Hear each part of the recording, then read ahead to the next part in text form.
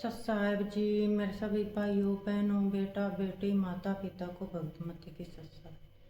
तो आज हम सुनेंगे संत रामपाल जी महाराज के सत्संग में शिव पार्वती और राजा दक्ष की संपूर्ण कथा। कैसे पार्वती माता हमन कुंड में कूदकर अपने प्राण त्यागे थे और फिर कैसे शिव भगवान ने उसके पिता राजा दक्ष का सिर काटकर बकरे का सिर लगाया। तो सुनते हैं सभी भाई बहन बेटा बेटी माता पिता मिलजुल करके सत्संग संत रामपाल जी महाराज की सत्साहिब जी। विष्णु महेश भी सुखी नहीं। अब उधर से जब भगवान शंकर को पता लगा कि काल के हाथ में बुद्धि, उसने बुद्धि ऑन कर दी। शंकर भगवान की दिव्य दृष्टि से देखा और अपनी पत्नी से पूछा कि तू क्या सीता रूप बनाकर गई थी तू? तो उसने मना कर दिया कि नहीं, मैं नहीं गई भगवान, मैं नहीं गई। कि झूठ बोलती है तू झूठ बोलती है। इस बात से वो झिझक गई और चुप हो जाना है उसने उसका स्वीकृति मानी गई कि सचमुच इसने गलती की है। तो भगवान शंकर ने पार्वती जी से अपनी पत्नी के रूप में उससे व्यवहार करना बंद कर दिया, बातें करना भी बंद कर दी। एक तरफ मौन साध कर बैठा रहते थे, बहुत ही कम बोलने लगे और कहने लगा कि मैंने आपको एक वफादार माना था, आपके ऊपर मैं वो विश्वास करता था कि मेरी धर्मपत्नी कभी मेरे को डिसीव नहीं करेगी, धोखा नहीं दे सकती। और जब आप मुझे धोखा दे सकते हो तो फिर बाकी संसार से मुझे क्या लिंक रहा, क्या विश्वास रहा। और साफ कह दिया कि तू मेरी माँ का रूप धारण कर चुकी है, मेरी पत्नी रूप में नहीं स्वीकार्य हो सकती। जैसे श्री ब्रह्मा जी सबसे बड़े, विष्णु जी सेकंड नंबर के, शंकर भगवान तीसरे नंबर के, तो बड़े भाई की पत्नी माँ के तुल्य मानी जाती है। तो उसने कहा भगवान शंकर ने कि आपने मेरे बड़े भाई की पत्नी विष्णु की पत्नी का रूप बना लिया सीता, इसलिए आप आज के बाद मेरी पत्नी नहीं माँ के तुल्य हो। अब वो समझ गई कि इन्होंने जो फैसला ले लिया अटल होता है। 10 दिन 20 दिन महीना 6 महीने वर्ष इंतजार की, लेकिन रिजल्ट नील रहा। भगवान शंकर ने उनसे कोई बात नहीं की, हमेशा क्षुब्ध रहते थे। तो पार्वती, अब माँ लड़की को क्या होता है, जब ससुराल के अंदर दुख होता है तो अपने पियर को जाने की सोचती है, उसका तीसरा विकल्प नहीं होता। तो पार्वती ने सोचा कुछ दिन अपने घर चली जाती हूँ, इनका दिमाग ठीक हो जाएगा। ये सोचकर पार्वती अपने पिता दक्ष के घर पे आ गई और राजा दक्ष ने उस समय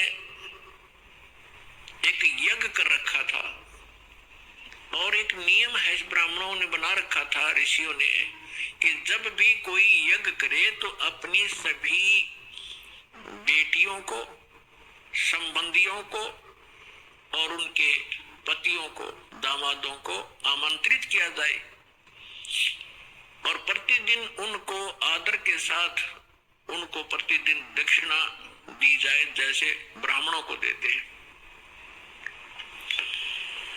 तो ऐसा नियम था कि जितनी भी राजा दक्ष की अन्य बेटियां थी वो सभी आमंत्रित थी और उनके पति यानी दामाद भी आमंत्रित थे। सबके आसन उचित स्थान पर सबको बैठा रखा था। जितने समय तक यज्ञ का और सत्संग का प्रयोजन चलता था, 2-4 घंटे 10 घंटे, तो उस समय सभी अपने अपने आसन पर विराजमान रहते थे। और किसी भी कारण से कोई लड़की का पति नहीं आ सका तो उसका आसन लगाया जाता था, खाली छोड़ा जाता था और सबको जो भी दक्षिणा दी जाती थी उसका भी उसके ऊपर भाग प्रतिदिन रखा जाता था आसन पर। तो जो ही पार्वती जी उस अपने घर पे पहुंची, पता चला कि पिताजी ने यज्ञ कर रखा है और ये यज्ञ 2-3 दिन से चल रहा है। अब सारे यज्ञ मंडप में घूम के पिता के सामने पहुंची। पिताजी ने मुंह मोड़ लिया, क्योंकि पार्वती जी ने राजा दक्ष के मर्जी के विरुद्ध भगवान शंकर से विवाह किया था, जिस कारण से पिता अक्षुब्ध था। जब पिताजी ने ठीक से बात नहीं की, ये भी नहीं कहा कि आगे बेटी, तो पार्वती बहुत दुखी हुई, अपनी माँ के पास घर पे पहुंची। बेटी माँ को ही उलाने दिया करती है, माँ के सामने अपना दुख रोया करती है।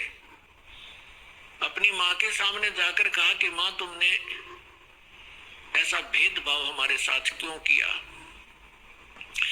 आपने सभी अन्य मेरी बहनों के पति भी बुला रखे हैं, बहनों को भी आमंत्रित किया है, आपने हमें ना बुलाया ना आमंत्रित किया।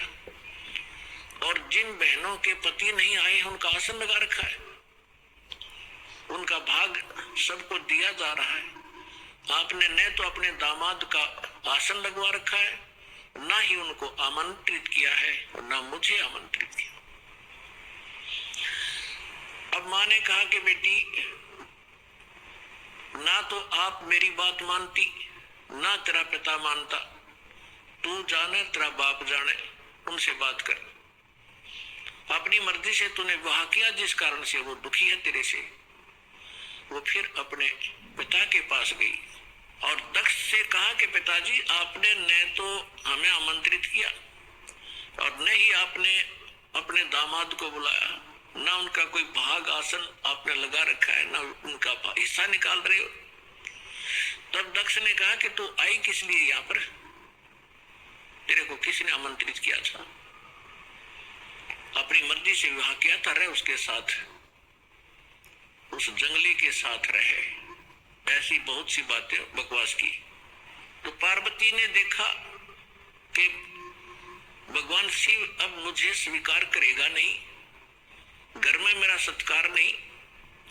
उसी समय एक हवन कुंड बना रखा था, उसमें अच्छे गेर कर 1 क्विंटल लकड़ और गेरे से चारों तरफ से डाल रहे थे। वह ब्राह्मण ऋषि घी, पूरा बकड़ बड़ा था, पूरी लो लकड़े थी उसमें। तो पार्वती जी यानी दक्ष की बेटी उस हवन कुंड में छलांग लगाएगी, आत्मदाह कर लिया। यज्ञ खंड हुआ, जल्दी से उस लड़की को निकाला गया। तब तक उसका मांस जल चुका था, मर चुकी थी, अस्थि शेष रह गई थी, हार्ड शेष थी। लंबी कथा है, हम जिस उद्देश्य से कथा सुना रहे हैं उसी को लेंगे। भगवान शंकर को पता चला, अपने सभी अनुचरों को साथ लेकर वहां पहुंचे। उससे पहले उन्होंने भैरव को भेजा, उसने आकर के वहां, बहुत सी लंबी कहानी है। भगवान विष्णु भी विद्वान थे उस यज्ञ में, भगवान ब्रह्मा जी भी विद्वान थे। जब उनको पता चला कि भगवान शंकर अपनी सेना के साथ आ रहे हैं, तो ब्रह्मा जी तो पहले भाग गए, विष्णु जी भागने लगे। तब शंकर दक्ष ने कहा कि भगवान, मैंने आपकी ही सुरक्षा में ये यज्ञ किया था, आप भी मुझे आपत्ति में छोड़कर जा रहे हो। तो भगवान विष्णु फिर रुक गए थे, उन्होंने लड़ाई की। लड़ाई में फिर वो काफी परास्त हुए, शतब्द हो गए, फिर भाग गए वहां से छोड़कर। ये पुराण में वर्णन है, शिव पुराण में। कहने का भाव ये है कि भगवान शिव ने आकर के राजा दक्ष की गर्दन काट दी। अन्य के कहने से फिर उनको दोबारा जीवित किया गया, जैसे कोई बकरा लाकर उसके मुख पर लगा दिया। प्राण की कथा आपने खूब सुन रखी। हम इस विषय पर आएंगे अपनात्मा। जैसे यहाँ फिर एक शंका उत्पन्न हो जाएगी आपको कि भगवान शिव ने राजा दक्ष को जीवित कर दिया और बकरे की गर्दन लगा दी, तो भगवान शंकर में भी तो शक्ति है। पुण्यात्माओं, जैसे धर्मदास जी ने एक बार आदरणीय धर्मदास साहिब जी ने भगवान कबीर परमेश्वर जी से यही प्रश्न किया था कि हे परमात्मा, आप कह रहे हो कि राम और श्री कृष्ण ये समर्थ भगवान नहीं है, यानी विष्णु और शंकर और ब्रह्मा जी।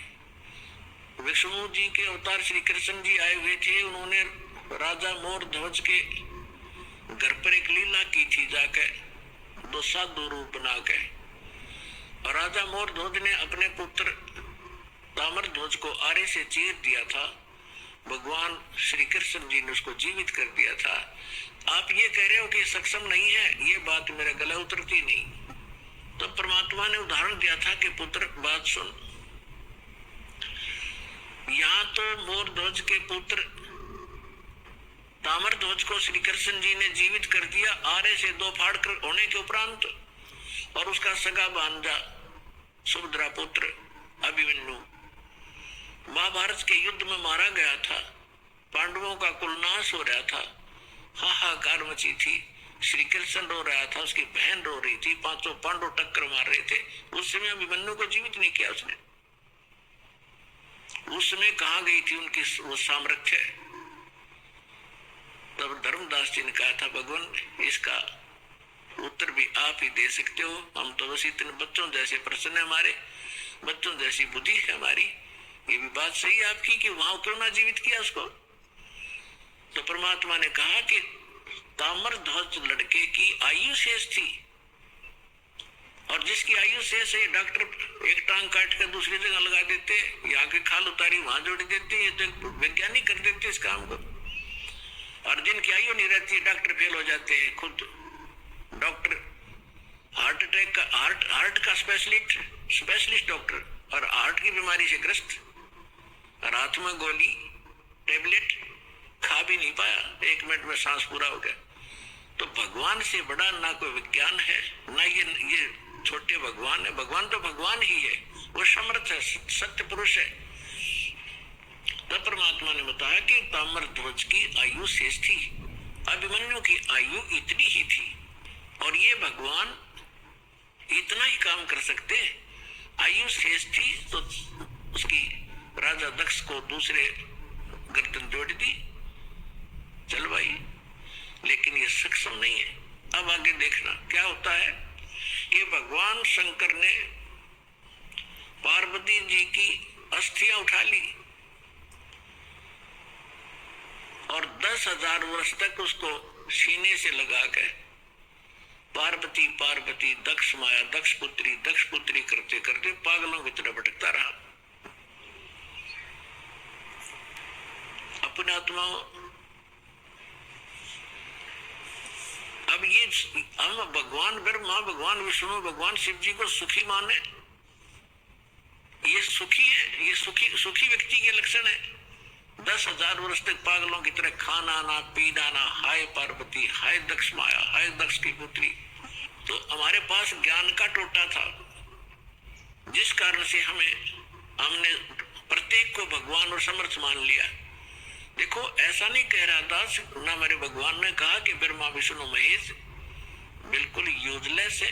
ये जितने सक्षम हैं, जितनी इनकी सामर्थ्य है उतना बताया है। जैसे एक स्टेट का प्रांत का मंत्री होता है, और उस मंत्री को प्रांत के मंत्री को कोई प्रधानमंत्री मान रहा है तो वो भूल है उसकी। तो परमेश्वर ने और परमेश्वर से प्राप्त ज्ञान से इस दास ने ये इतनी भूल मिटाई है कि जिसको आप समर्थ शक्ति मान रहे थे, श्री ब्रह्मा, श्री विष्णु, श्री शिव जी, दुर्गा आदि को, ये समर्थ नहीं है। ये केवल 21 ब्रह्मांड के अंदर एक ब्रह्मांड, 21 ब्रह्मांड इस काल के, इसमें 21 प्रांत समझ लो।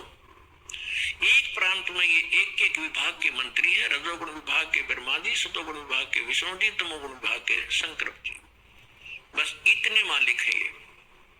सबका लोन की टीम पहले आपके डॉक्यूमेंट्स को बहुत ध्यान से वेरीफाई करती है।